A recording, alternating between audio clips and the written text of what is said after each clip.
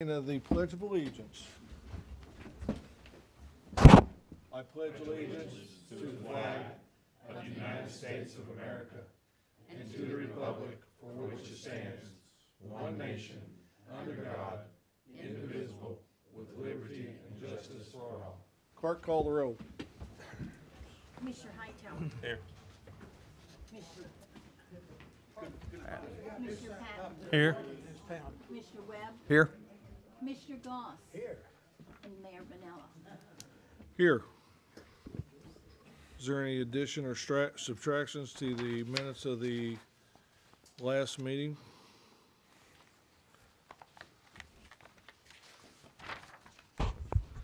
Didn't catch any. Good. Didn't catch any. I don't know if I got any.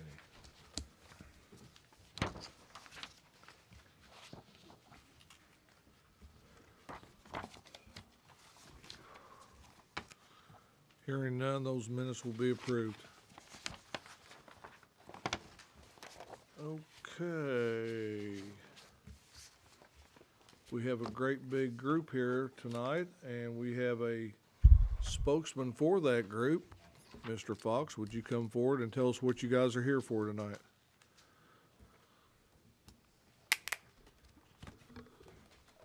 We're here for our civics class. We have a service learning project, and coming to a meeting like this is one of the requirements. Okay, now who's your teacher? Mr. Martin. Coach Martin. Mm-hmm. How come he's not here? That's a good question. I'll have to ask. Ask him tomorrow. I'll ask him tomorrow. I mean, does he not have to be part of the program? I guess not. No, make him run laps. Okay. Anybody, okay, thanks Wyatt, I appreciate it. Does anybody else need to address the council? Gentlemen? No? Really? Okay. Our favorite council meeting of the year. And guys, this is exciting. We're going to go over the city audit for the year. So, yeah. Uh-oh. Oh, we got to leave. Yeah. Okay, Jelaine, would you like to come up? Good timing. Yeah.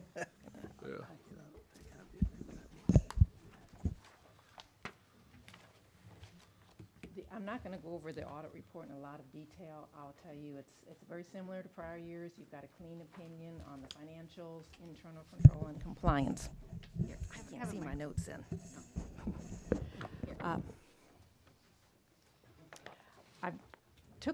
I did graphs again, and the first set, is Yes. got a large orange space there. There were no real big changes in this. This is based on page 16 of the audit report. It's on full accrual and is just the government-wide funds, the governmental funds. This does not include any water and sewer, just the governmental. It does not include any pension funds for the fire and police. I've got the numbers you can compare. I've got a number of years here starting back with 2005. But there's not a significant difference between 18 and the prior year. The cash is down some, and the biggest part of that was return of the revolving loan fund money. And then after year end, you got that money back in the form of a grant. So it's a timing difference there. On the next set of graphs is the liabilities. That's also based on page 16. That's full accrual, and it's just the government funds again. And there's not real big changes here either. I want to point out a few things, though. The notes and bonds payable, that's down about $5 million this year. So you've paid that down. The other liabilities is down $2 million. I want to explain what's in the other liabilities. That includes your pension funds, the police, the fire, and the IMRF, and it also includes the OPEB, which is the other post-employment benefits, your health insurance for the retirees. Now, the OPEB is rising each year. So this means with a decrease, you've funded your pension funds. You're doing that, doing a good job there, but you're going to have to address the OPEB at some point in time soon, because those costs for health insurance are going to keep rising more than likely. And with the debt, if you want a more detailed breakdown of the notes, the bonds, the OPEB, the pension liabilities, on page 44 in the notes to financial statement, from 44 to 51, the governmental debt and the water and sewer debt is the details in there. What page? 44 is where that starts in the audit report. I got a cheat sheet in there for you for revenue expense if you need to know what's going into the various departments, various revenue categories. And I'll start with the revenue. This is based on page 17. It's also full accrual, and it's just the governmental funds. You've got 14 years of comparison here. And if you look back at 2005, first year I've got on here, your total revenue was 15 million. Look at this year, 33 million. That says a lot. And the largest part of that is the increase in sales tax. And I'll get to a little more on that sales tax in a few minutes. I wanted to, if you take your revenue expense pages, put them side by side and look at your totals, every year of revenues exceeded every year of expenses. So that tells me you're doing a good job of controlling your expenses. You're living within your means, which is sometimes hard for governments to do. Look at the state of Illinois. Let me give you some information now on the sales tax. Steve provided this, a 2-page. He's been gathering statistics for us. One of these years we're going to do a CAFR, which is has a lot more statistics in the audit report provided by the city. So he's been compiling data. And the first page on this is the municipal sales tax. And your 1%, it shows where Marion is and several other cities comparable. And then it also shows several on this side of St. Louis. And I want to say the sales that you would have to generate to get this kind of sales tax would be over 700 million. That's what the city of Marion's doing. And that says I just watching my side of where my office is at. Every time I turn around, it seems like something new is going in there. You're bringing in more businesses, which means more jobs, more sales tax, more revenue for the city, and your TIF districts are working too. Things are going in those areas. And that TIF money, you get sales tax and real estate taxes on that. That gives you money to do a lot of necessary infrastructure. But I want to point out too, when you're looking at your total column on those sales tax, you guys are comparable to the Metro East area. You've bypassed the rest of Southern Illinois here. I don't want to start any wars, so I'm not going to name the other cities you've bypassed. Then the next page is the home rule sales tax. And that shows similar type of things. It's got your total for Marion and how you compare to the other cities in the area. You've bypassed the other towns locally, and you are right up there with the Metro East area as far as sales tax go. And when Steve prepared this data, he made this comparable, so we're looking at apples to apples and not apples to oranges. So it doesn't reflect what their rate is. It reflects their rate as if it were your rate.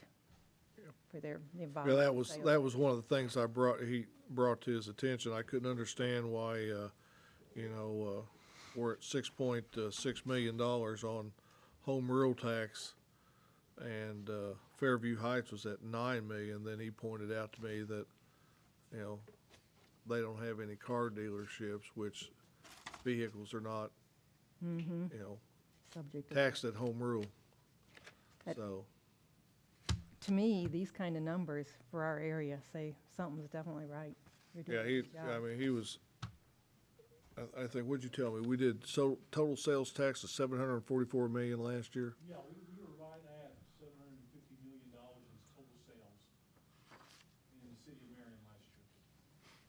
For 18,000 people, guys. Good job.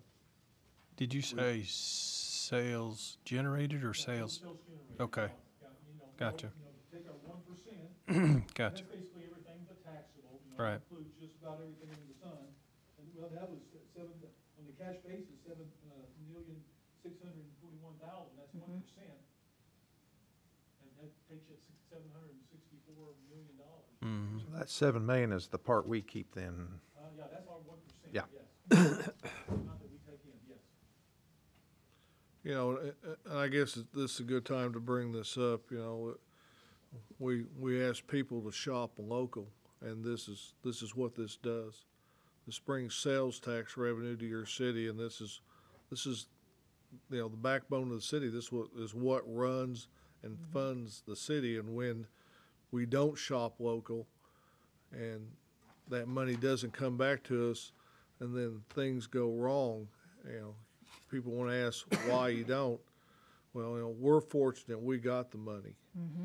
Other municipalities may not, and it could be very well. Online shopping, yes. Is it convenient? Yes. Does it benefit your community? Absolutely not. And that's why we got to support our mom and pop brick and mortar, businesses here in Marion. That's your lesson when you and it really is. And taking that forward, that's what is the essence of this city, is sales tax revenue and supporting the people and the businesses of Marion. Would you agree with that, Mr. Fox? Absolutely.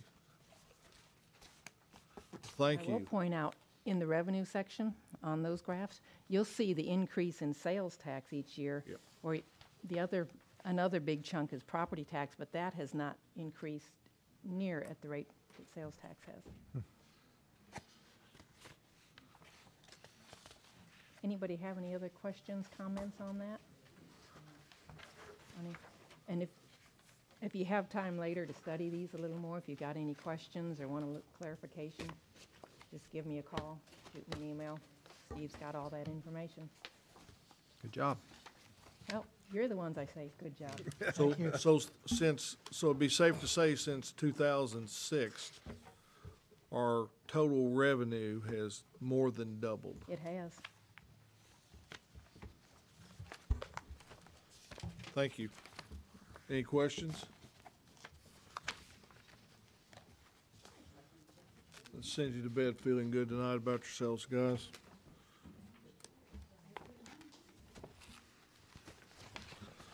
Okay.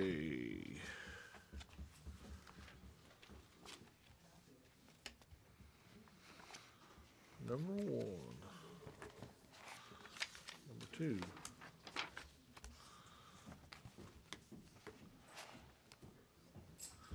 Stephen, you're up.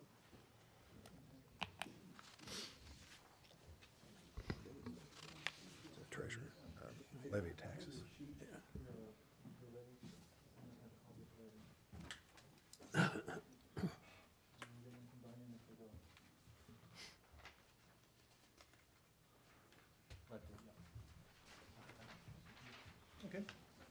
Okay, it's time to pass the annual levy.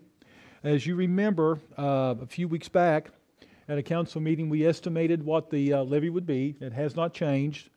The council made a decision based upon what our paid actuary had gave us, that for this year we would be able to keep the levy amounts the same for fire police pension, the same as last year. So for this year, we're not showing any increase for the city of Marion, for the city's portion. We're not showing any increase in our property tax levy. And that's something that is important for people to understand. That is just the city's portion of Yes. their real estate taxes next year. So when you hear, one of us say that the city's portion of the taxes are not going up, they're remaining as last year, and people get their tax bill and it went up, $50, $75, it's not because of the city of Marion, it's because of the other taxing bodies.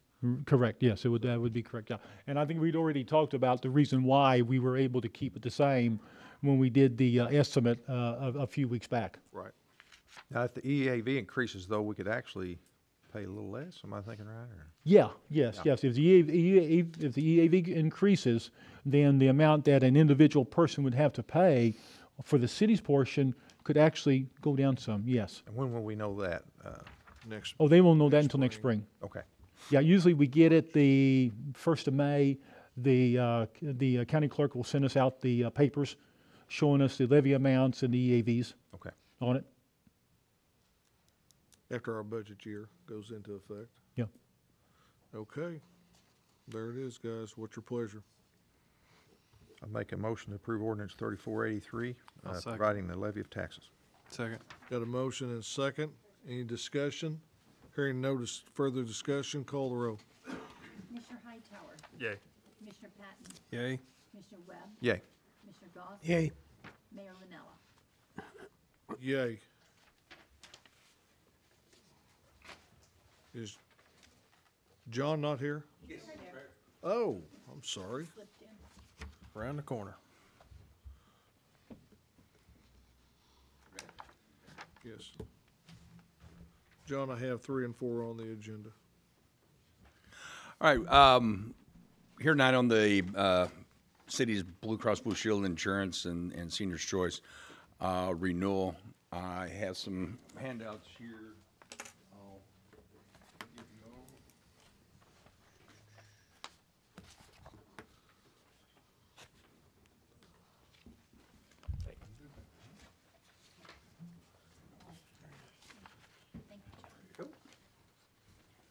all. The first page that you have there is on the actual current and renewal premiums for the health insurance, dental, vision, and life insurance.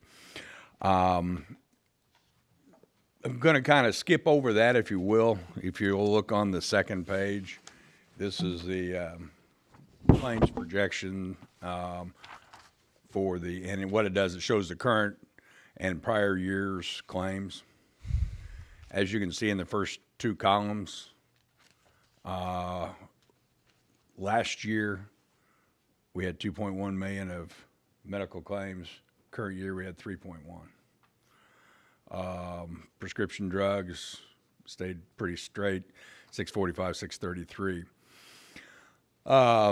So we had a relatively bad year by comparison to the year before. We had 12 claims over 100,000, and those 12 total 1.7 million. Basically, what we're seeing more than anything is a lot more larger claims.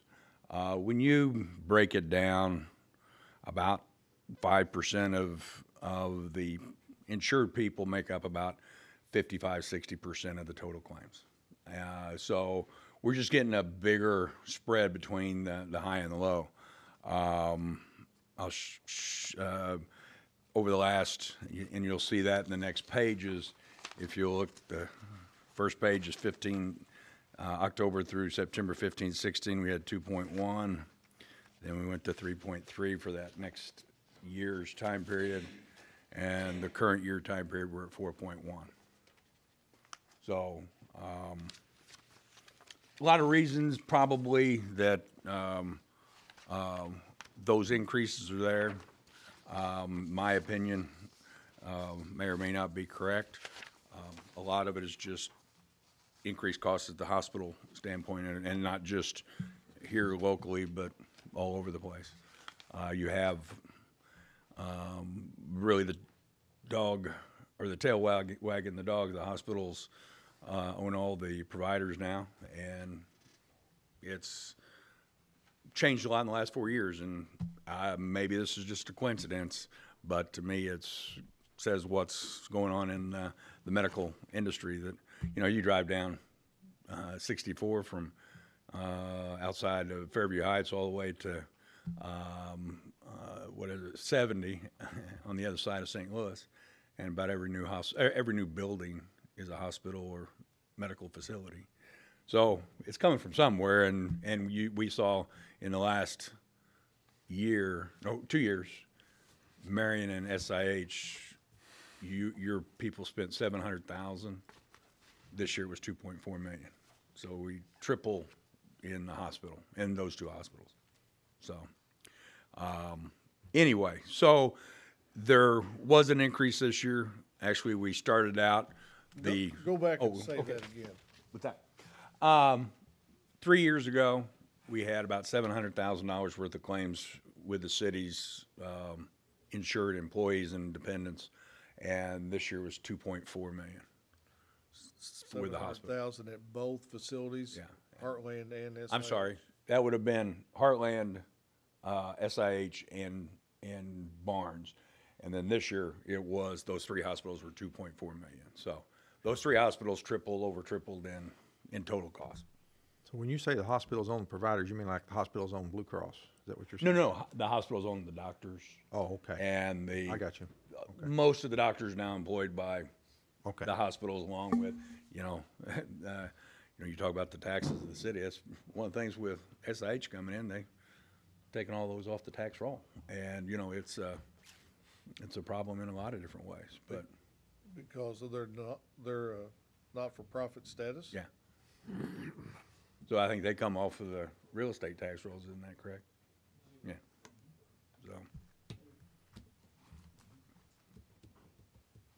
So anyway, again, when we started the renewal process, we started at 21% was the initial increase. We were able to negotiate that down in a few different ways. We have a longstanding relationship with Blue Cross, personally, and with the city. They also gave us some discounts to take over the ancillary coverages, the dental, vision, and life. So the medical, if we just look at the medical increase, it was a little over 8%. But when we add the dental, vision, and life insurance into that, by comparison, total cost, it ends up just a little under 7% increase in cost. And we started out at 21. Good negotiating. Yeah.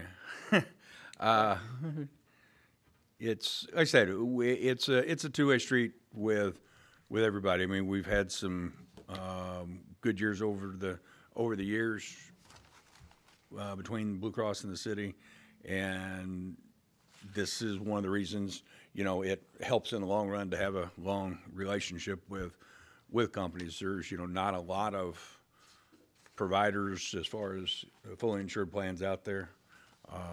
And Blue Cross, they do a really good job in a lot of ways. They're not perfect by any stretch. There's not too many things that out there that are, but they do a good job taking care of your employees.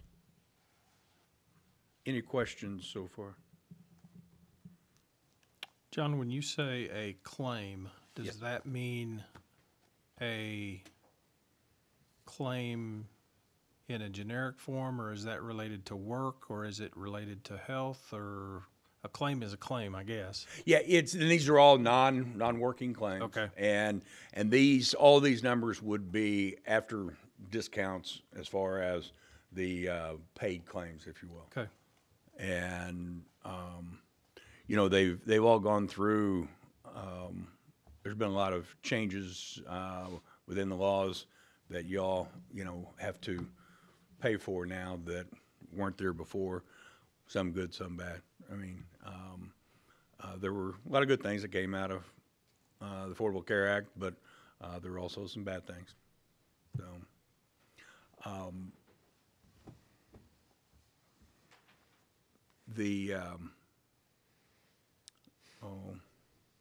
Lost my train of thought there.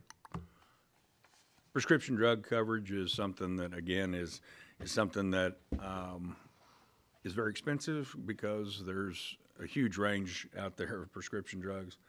I don't know about you all, but several of mine are $6, $7, $8. I mean, they're very cheap. The other end of the spectrum is there's a prescription out there for Hep C that's it's a 12-week drug, $100,000. So there's a huge range, and those commercials that you see every night, you take those drugs, and those are the very expensive drugs, and they're not advertising the $7 prescriptions, but and again, the hepatitis C drug that is $100,000. It's a great drug, and it will hopefully keep somebody from a liver transplant. But unfortunately, it all comes back to you guys to pay. I mean, if you had just a few people on that prescription, it would drive your claims up considerably. So. We also have the part on the senior's choice for you, just to reiterate what we did several years ago. We took all the over 65s that were retired off of the city's regular insurance plan and did a Medicare supplement plan. Basically, it was to help market the plan and to take the older people off of the current employees' claims experience. I mean, you look at, it's pretty obvious, I know I'm there myself, you get 50, 55, especially on males, you get a lot more claims. And they don't, reduce at 65, 70, 75, and they actually increase. So we did that to not impact the big amount of people and the large dollar claim, or dollar amount as far as the premium. That came in at, I'm trying to remember, is it it's like 5.3% was the renewal on that. So it was, a lot of it just kind of an inflationary thing on the Medicare supplement. But we, between us and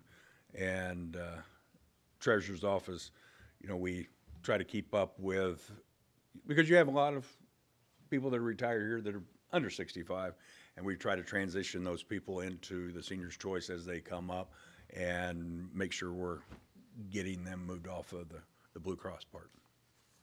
So, any questions?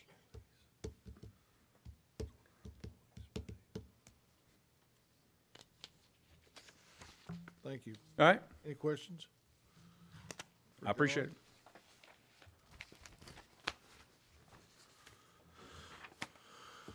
If you have any questions later after you've looked at that, give me a call.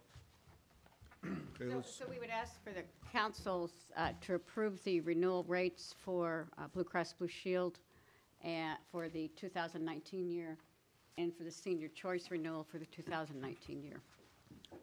I'll make that motion. let's do them one at a time. Let's do Blue Cross Blue Shield first. Okay? Okay, got a motion? Yep. I'll second. Got a second? Any discussion? Hearing no further discussion, clerk call the roll. Commissioner Hightower? Yay. Commissioner Patton? Yay. Commissioner Webb? Yay. Mr. Goss? Yay. Mayor Vanella? Yay. Senior choice, I'll make the motion. got a motion? I'll second. Approve senior choice, got a second?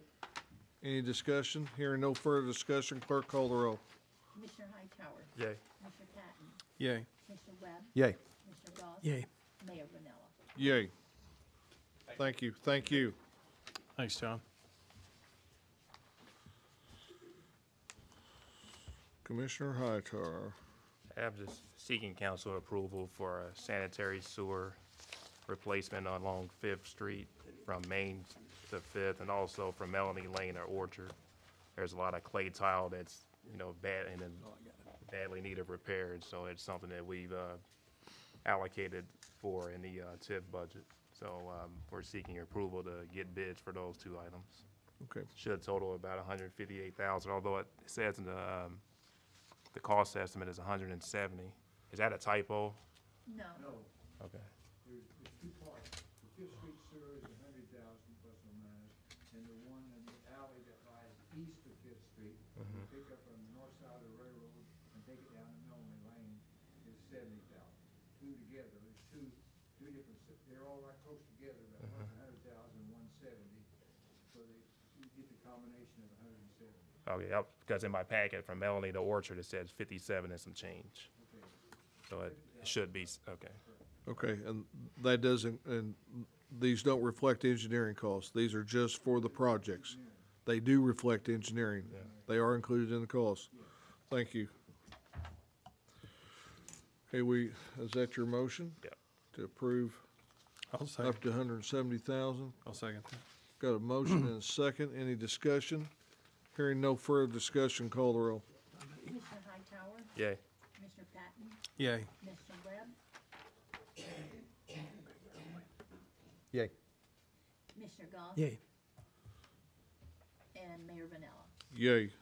Number 6, Water Department, replacement of 2-inch water line on Vicksburg Street south to the pawn shop to Stockton with a 6-inch water line. Yeah, there's an existing 2-inch main that runs at that location now. We're wanting to replace it with a 6-inch main. Scott approached me the other day and said we've got money in our budget to do these replacements every once in a while, and we're at a point where we need to replace this one. Our cost, and I don't know if we've contacted Glenn or Scott's contacted Glenn yet, but did include Glenn's engineering fees in that approximate cost of $14,000. About 5 years ago, in that area, there were several 2-inch lines that we replaced, and that was the one that we didn't get in under the plan 5 years ago, and this finishes that up. Right. We have a lot of 2-inch lines in that area, and that should clean up everything. And that actually, and correct me if I'm wrong, Glenn, that'll tie into a 6-inch main that runs east and west on Stockton, correct? That's what we put in 5 years ago. Right. So that will tie everything in that section pretty well good. And EPA likes us to get rid of 2-inch mains. And the city does too. Yeah. Yes, and water mains under their state highways. So that'd be my recommendation, that we approve the 6-inch water line proposal at a cost of $14,000. I'll second that. Got a motion and a second. Any discussion? Hearing no further discussion, clerk call the roll. Commissioner Hightower. Yay. Commissioner Patton. Yay. Commissioner Webb. Yay. Commissioner Gauss. Yay. Mayor Rennell. Yay. Commissioner Gauss. Ask council approval to give permission for Clarendon Ziegler Engineering to prepare cost estimates of improvement of Westminster Drive from Fosse Road to Carbon Street. Glenn and I have talked about this, the need for it. If I may, I'd like to have Glenn come up and explain what we have in mind here.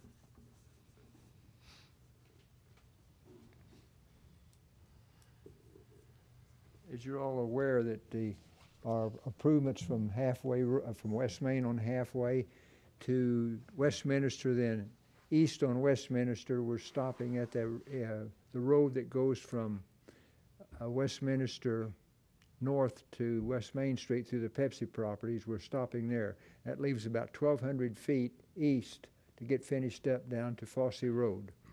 And IDOT will be doing that in the year of 2021 probably.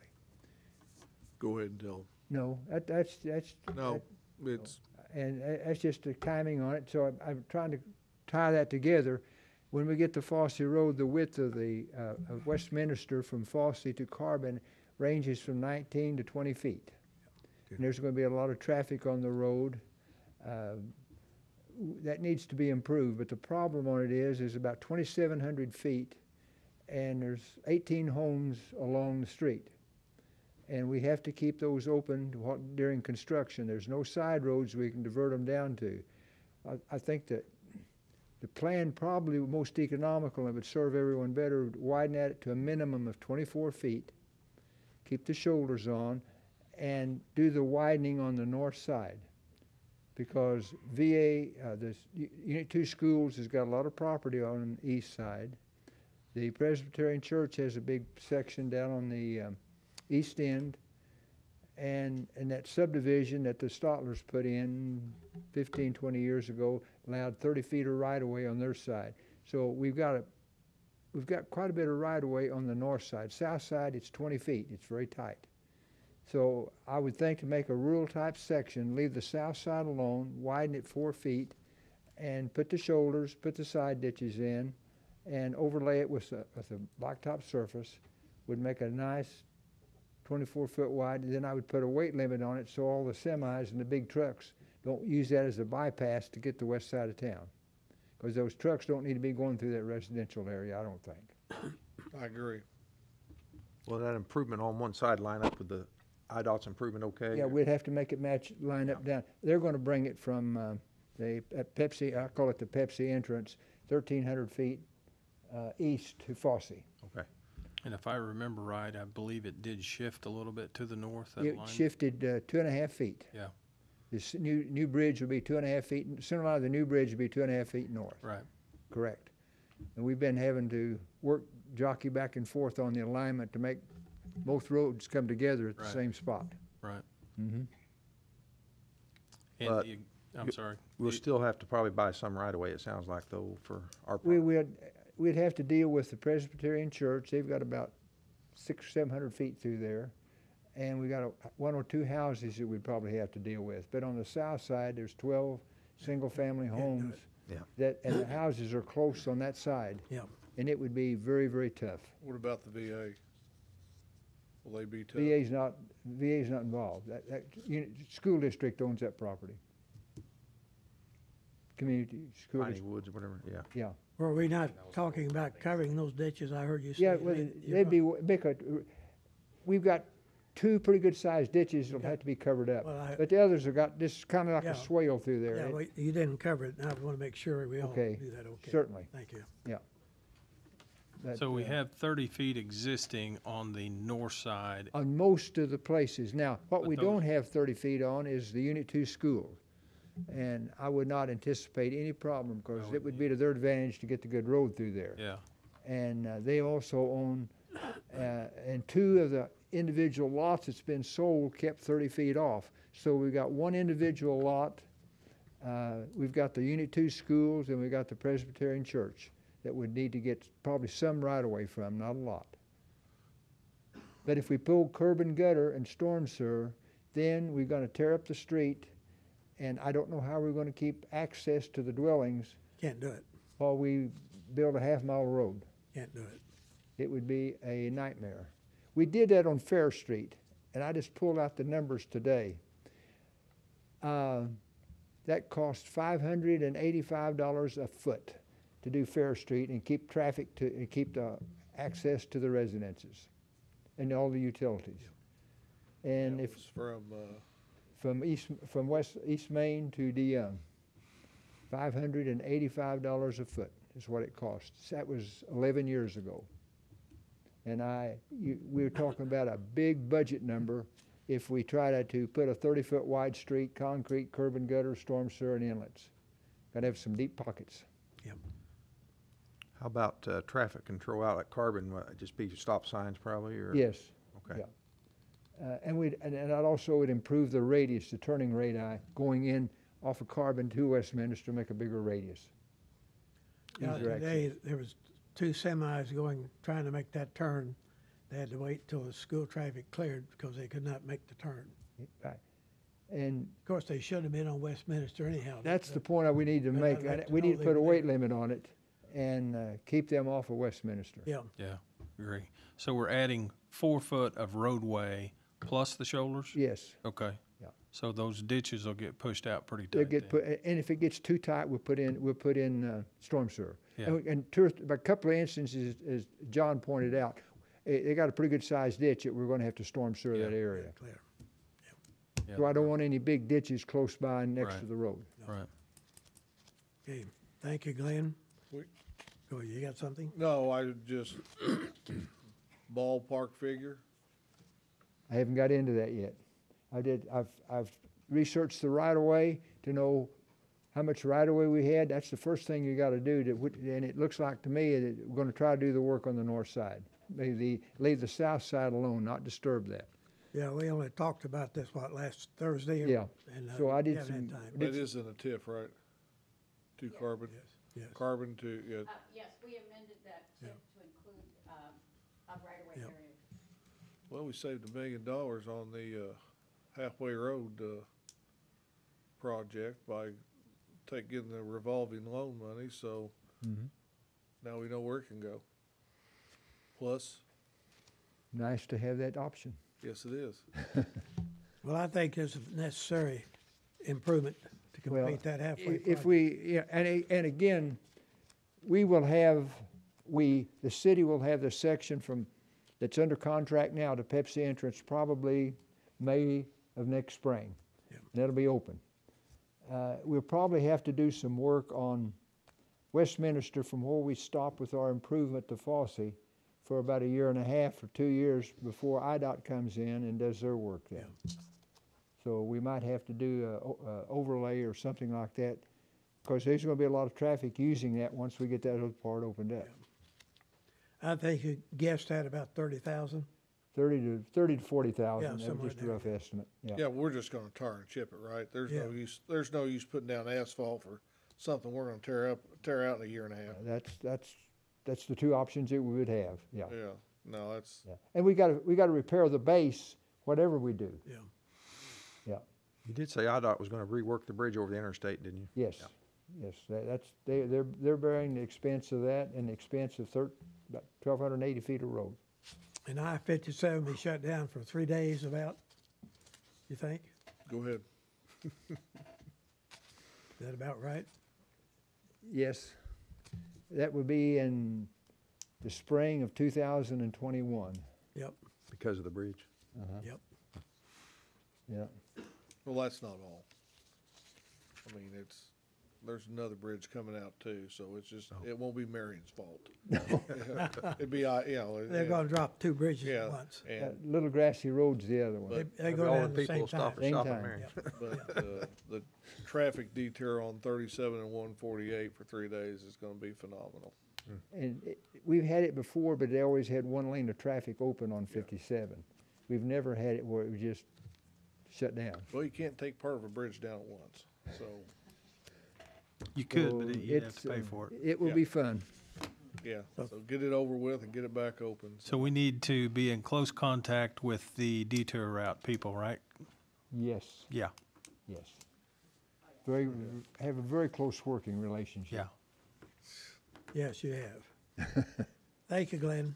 That'd be my motion to approve item 7. I'll, second that. Got a motion and a second. Any further discussion? Hearing none. Clerk, call the roll. Commissioner Hightower, Yay. Commissioner Patton, Yay? Commissioner Webb, Yay. Commissioner Goss, Yay. Mayor Manella. Yay. Our favorite part of the night. Chris. Council, Mayor, good evening. Got a few items on the agenda for Hub Recreation Center.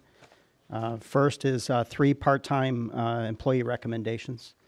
We have got Stephen Costco for fitness attendant at $9 an hour, and Clyde Dwayne Nation, security officer, $15 an hour, and fitness attendant, $9 an hour. And then Corey Rice for volleyball sports staff at $9 an hour. I'll make that a motion. Got a motion I'll second. and a second. Hearing no further discussion, call the roll. Commissioner Hightower, Yay. Commissioner Patton, Yay. Commissioner Webb, Yay. Commissioner Goss, Yay. Mayor Manella. Yay. Okay. Next item is council approval. We have Carly Williamson's resignation as the Hub SIS VBC director. So Southern Illinois Select Volleyball Club director resignation. And with that, so that's one item. And with that is her replacement of, as Reggie Bateman as the SIS VBC director at the same rate that he currently instructs for volleyball lessons. And that was the same arrangement we had with Carly at that time when she became director of the club volleyball team volleyball. Okay, thank you. Make the recommendation to approve the resignation of Carla Williamson from the SIS VBC director. Got a motion? Second. Got a motion second. Any discussion? Hearing no further discussion, call the roll. Commissioner Hightower, Yay. Commissioner Patton, Yay. Commissioner Webb, Yay. Commissioner Goss, Yay. Mayor Manella. Yay. I'll also make a recommendation that we approve Reggie Bateman as the new SIS VBC director at the stated hourly rate. Got a Oh, no. motion? Is there a second? I'll second. Got a motion and a second. Hearing no further discussion, call the roll. Commissioner Hightower, Yay. Commissioner Patton, Yay. Commissioner Webb, Yay. Commissioner Goss, Yay.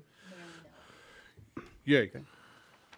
Okay, and I also want to publicly thank Carly Williamson for her service since the beginning of our operation as sports and rec coordinator, and then as director of club volleyball. She performed excellent in all her capacities, in addition to volleyball instructor as of late. along with director of club volleyball. So, thank Will she her. be leaving the area? Do you know that? She will be. She'll be will be. moving I back figured home. Okay. Yep. And also for Reggie Bateman stepping up to that position. He's going to do a great job and has already started to orient to that. So I suspect that transition will fully happen, as of tomorrow. And Carly will be out of the area in the near future. So Okay, now she was one of our original hires, is that right? that's correct. Yeah. Shortly into our operation as sports and rec coordinator. Yeah. After Alicia Hill. Yep. So. Okay. Okay. Next item is just a acknowledgement or reflecting of hub employee separations through 2018. The list in your packet shows 43 separations that are to date of the December 5th, 43 hub separations. The majority of those being part-time, about 4 in there that are full-time, or 3 or 4, and so that's the next item. Just acknowledgement of that, reflecting the actual separations in 2018. Okay, thank you. Is there a motion to accept these? I'll make the motion. Got a motion Second. and a second. Any discussion? Hearing no further discussion, call the roll. Commissioner Hightower, Yay. Commissioner Patton, Yay. Commissioner Webb, Yay. Commissioner Goss, Yay. and Merriman. How many active employees now does that leave you, Chris? We're somewhere around 130, 135. I don't have today's count, but we had 53 in 2018, 53 hires. That's full-time and part-time. Most of those, of course, being part-time. About 130, So we had roughly? roughly, yeah. Okay. Yep. Did not look at today's payroll, did not count today's payroll when Yeah. we put that in. That's close. But that's pretty close to that. And again, for 2018, 53 hires. So we've got about plus 10 over a 1 year period of time, Yeah. give or take. Yeah. But we will also have probably in next council, we'll probably have another 6 to 10 that we're looking at in terms of probably in the next meeting for separations, just reflecting the entire year of separations. Go about So, break even. yep, that's correct. Thank you, Chris. Okay, thank you. And if I may brag a bit on our hub manta rays, our Marion hub manta rays. I'm sporting the shirt today. And they have, yeah. Yes. Okay. Yes. Yeah. They have, currently, we're at about 82 to 85 swimmers on that team, on our team. We've got, this past weekend, great accomplishments. Actually, every swim meet, amazing accomplishments. Those away meets. Haven't yet had our first home meet, but we will get there in the near future. They went to Indiana University for a winter invitational, and that was this past weekend. At a center on the Indiana University campus, the Councilman Billingsley Aquatic Center. And it was an honor for that team, for Jared as coordinator and Cayman Rosado for the actually being at that pool. This facility has produced many Olympians, including Cody Miller, Lily King, and Mark Spitz. So they had sent a picture of the weekend, and I looked at the banners that were up there, and I saw Mark Spitz up there, and I'm like, I don't know if he was actually there, and he actually came out of that particular program, that pool. They finished 4th out of 15 of the non-home teams. So not including the home team, which had quite a few swimmers. Most of the teams had 50 swimmers represented at that meet. And the hub, Marion Manta Rays, had 20 swimmers actually in that meet. So 4th out of 15. They did amazing in that particular meet. So With less than half the swimmers. less than half the swimmers. So some amazing talent. And Jared and the coaches are building the depth of that team, as we go along. So I asked Jared since he was there at that meet, I wanted him to give me a summary of that. So he provided me great information here. So he said over the weekend, the Manta Rays competed at Indiana University in Bloomington, Indiana. This is where the history-filled Hoosiers team competes, and where also plays host to Indiana Swim Club. The Hoosiers have produced many star athletes over the years, sending 111 Olympic athletes to the games in the team's tenure.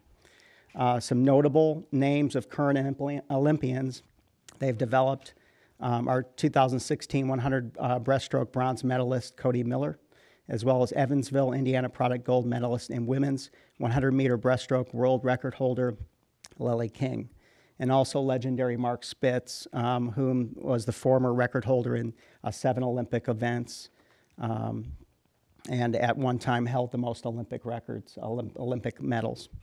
The Manta Rays competed against 15 visiting teams, as well as ISC, the home team.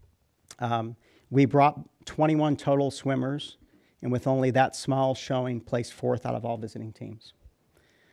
This was made possible to the top 5 finishers, and I've got permission basically to name those individuals, if I may. Colleen King scored more points than any other 8 and under girl winning the High Point Trophy. She placed 5th in the 25-yard freestyle, 4th in 50 freestyle, 3rd in the 100 freestyle, 4th in 200 freestyle, 12th in 25 backstroke, 5th in the 50-yard backstroke. It's a lot of events here. 2nd in 50-yard breaststroke, as well as 8th in the 25-yard butterfly. And she helped bring our 10 and under girls relay team. She helped bring the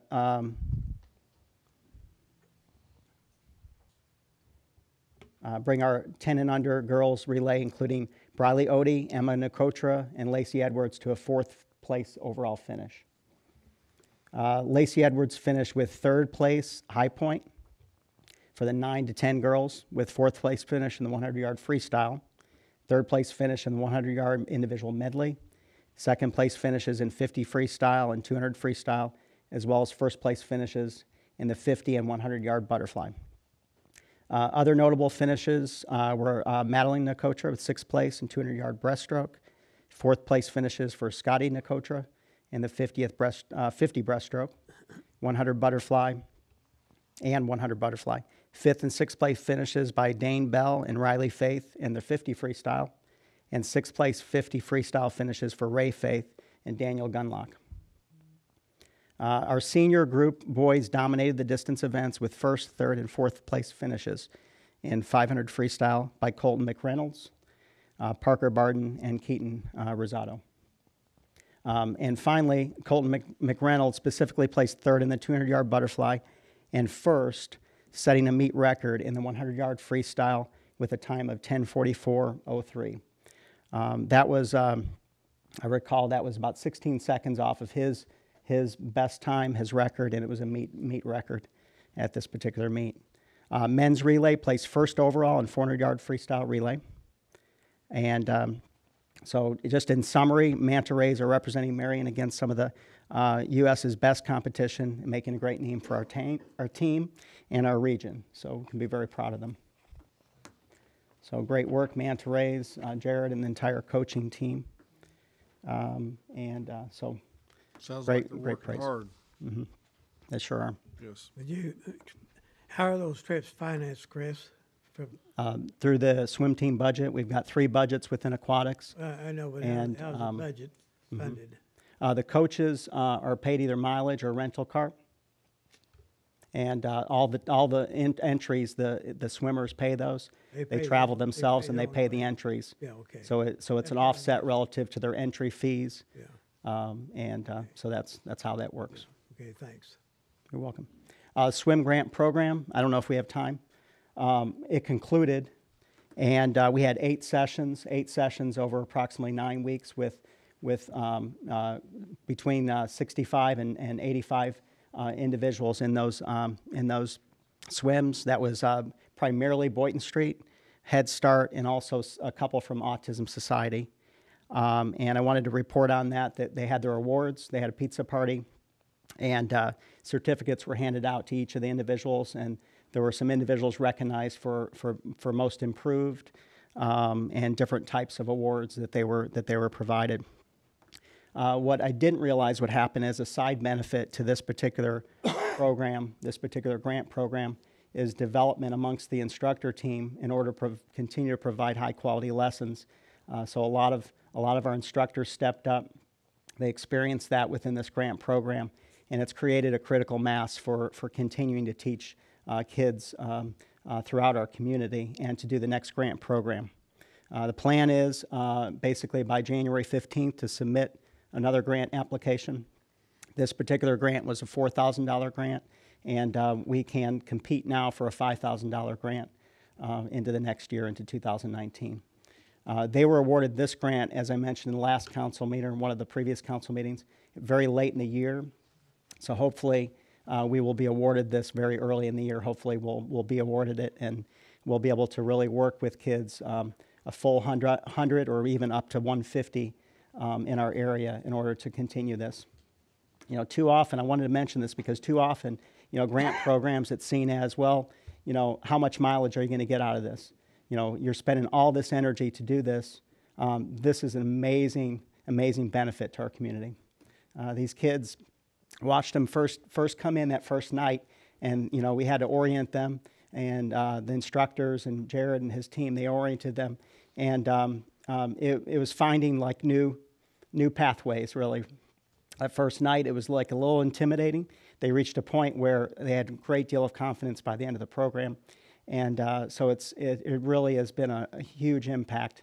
So we're looking forward to a new year to actually increase that impact and do that again with another grant and continue to teach a lot of these kids outside of the grant program as well, but certainly make that available to them again.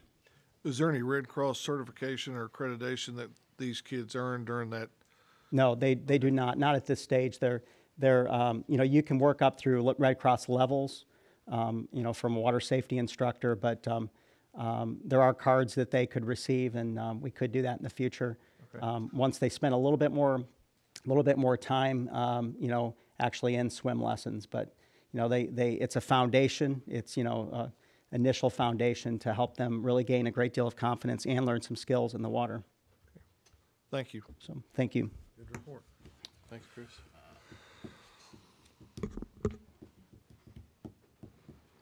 Kathy? Demolition of property on South Madison Street? Yes, this was a demolition that we were awarded by the court last week for 1006 South Madison Street. We'd like to start taking bids.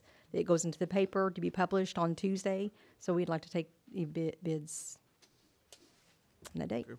I'll make a motion to do so. I'll second it. Got a motion and second. Any discussion? Hearing no further discussion, call the roll. Commissioner Hightower. Yay. Commissioner Patton. Yay. Commissioner Webb. Yay. Commissioner Goss. Yay. And Mayor Manella. Yay. Kathy, just as an estimate, how long did it take us from when the process started till yesterday? This has been going on for several months. I don't know the exact day, but yeah, it's been less than a year, probably 6 to 8 months. Okay. Approximately. Just curious. Yeah, some take longer, some take less. Do you have any idea how many houses that we have demolished in this city in, say, the last 10 years?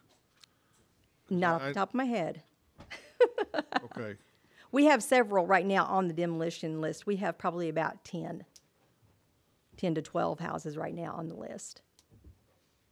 But I mean. But in the last would you 10 say years, I mean, I don't know the say last, several hundred? Maybe? We average 10 a year, maybe? maybe. Because I know at one time Jim Feemster was really aggressive on that. Mm-hmm, yeah, So. yeah. I mean, that's our goal. I would like to get to where we can do about 10 a year, 10 to, you know, I don't think it's been that many in the last few years, but that's the goal. Okay. Okay, Thank you. you're welcome.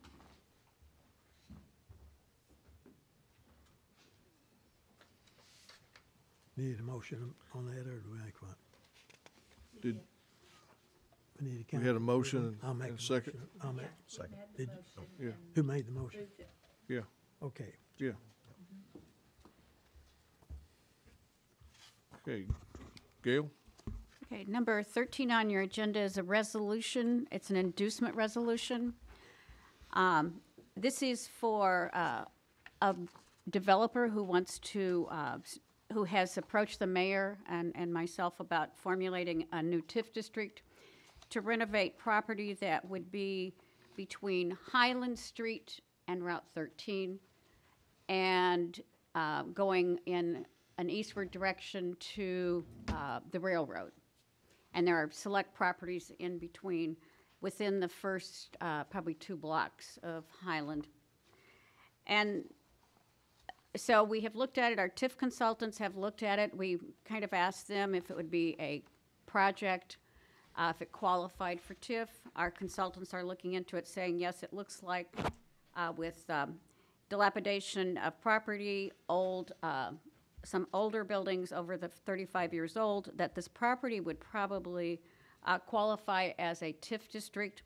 And it would definitely get some nice improvements for this developer is looking at 2 major improvements that would be on DeYoung and these corners. So the first one would be an inducement agreement, meaning the council would recognize that this developer, if a district is able to form, that this developer's projects would be included in that TIF district and they'd be eligible for benefits. This is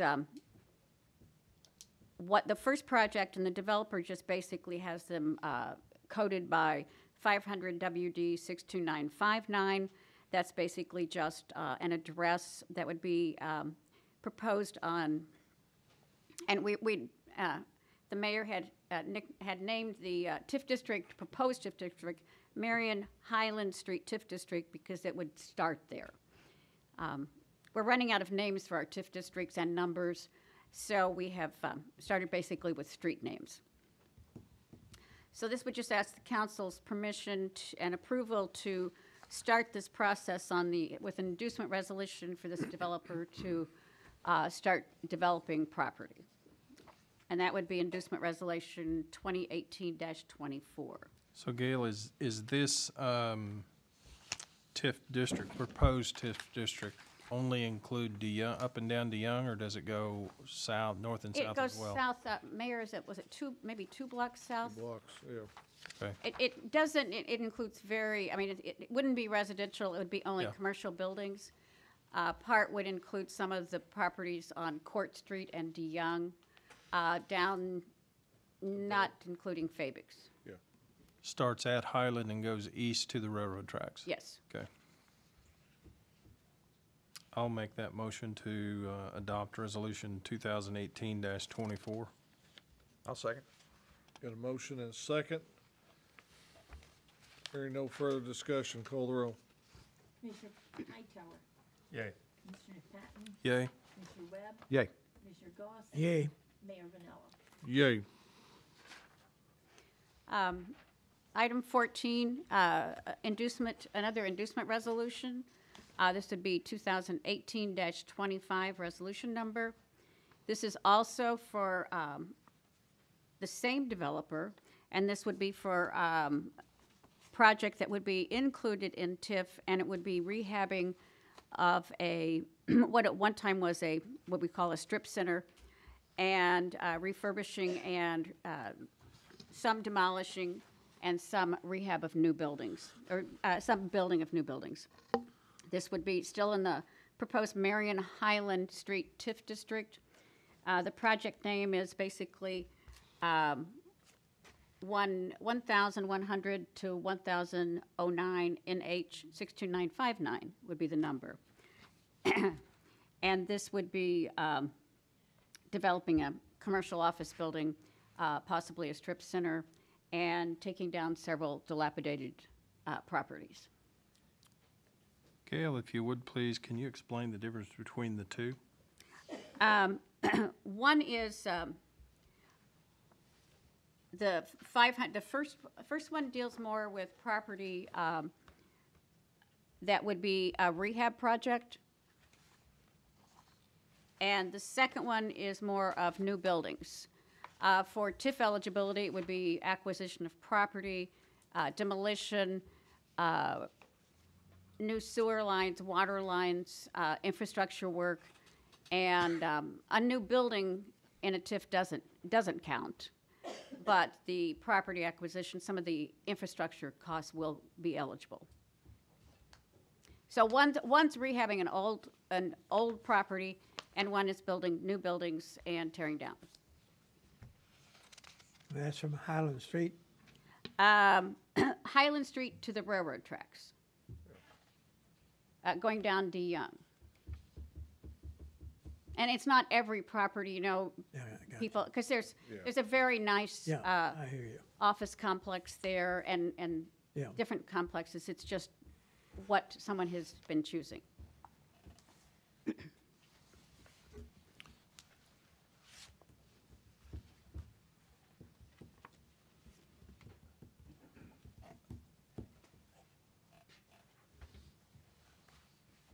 Any other discussion? Waiting on the motion. Oh, I'll make the motion to adopt resolution number 2018-25. Second. Got a motion and a second. Any discussion? Hearing no further discussion, clerk call the roll. Commissioner Hightower, Yay. Commissioner Patton, Yay. Commissioner Webb, Yay. Mr. Goss, Yay. Mayor Vanella. Yay. Glenn, under old business, I don't think we can do it. This is not what Brian sent down today, is it? Do you have it? She just showed me one that he sent down today. I think that was to work on that part. Okay, but that's not what's in our packets. Okay, That would be recommended table at the next meeting. Maybe the council will get some new ideas. okay. All right, Commissioner Hightower? Commissioner Patton? I'm good. Thank you. I do have a couple of reports. Police Department had 7 city ordinance violations, 22 arrests, 298 incidents reported, 147 traffic accidents, and 7 DUIs. November dispatch calls was 3,812, so keeping busy in there. And the fire, we had 15 actual fires of about 63 various calls for various reasons, but both departments staying busy. Nothing. Oh, no, we got bills to pay. Other than that, I'll Bills make a and motion to pay the monthly bills, funds become available. I'll second that. Got a motion and second. Any discussion? Hearing no discussion, call the roll. Commissioner Hightower, Yay. Commissioner Patton, Yay. Commissioner Webb, Yay. Is there a consent agenda in there? Yeah. Yes, Mayor Vanella. there's no consent agenda, is there? I didn't get my packet. Yes. Yes, there's Oh, consent I agenda. make a motion to approve the consent agenda. I'll second. Got a motion and second. Hearing no further discussion, call the roll. Commissioner Hightower, Yay. Commissioner Patton, Yay. Commissioner Webb, Yay. Commissioner Goss, Yay. Mayor Vanella. Yay. Okay, a couple things. As for our conversation at the intersection of Halfway Road and DeYoung, IDOT put up cameras, and before any camera footage was taken, they added 6 seconds to the left-hand turn lane going south on Halfway Road, which will give it now, what, 24 seconds? They had a peak and a non-peak time. They had a 12-second for the non-peak, 18-second for the peak. They've added 6 seconds to the 12, which took it to 18, 6 seconds, 12 to 18, 6 seconds to 18, which took it to 24. Right. Okay. And they did that about noon just last Wednesday. Yeah, and if you sit there and time it on the 24 seconds, about 2 semis can get through. And the second semi tail end is in red as it clears. Right. So, and we had an accident there tonight involving a semi and a motor vehicle. Fortunately, Was it left turn going south? yes, from what I understand, it was. So we got some data there. 148 traffic accidents over the last 5 years. 148, 3 of them, of the 148 pertain to left turn movements going into Yep. southbound Halfway. Yeah, no fatalities. Couple of them. Yep. So, then we have a meeting with them tomorrow to discuss some of the data at 10 o'clock. So, hopefully, we're gonna give them some suggestions. Go into detail on the crash data. Yeah. And came in, and during the daytime, it was hard to see because of the control lights. Yeah. Okay, last week, we talked about, some apps that the city had, introduced. One was a Facebook page and the City of Marion app, and the other one was the Nextdoor app.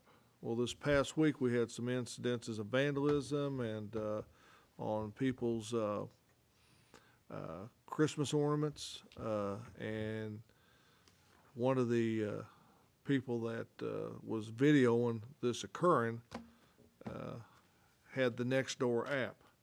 So our Nextdoor app, in just 1 week's time, people getting on this, and this is nothing more than the neighborhood watch going high tech.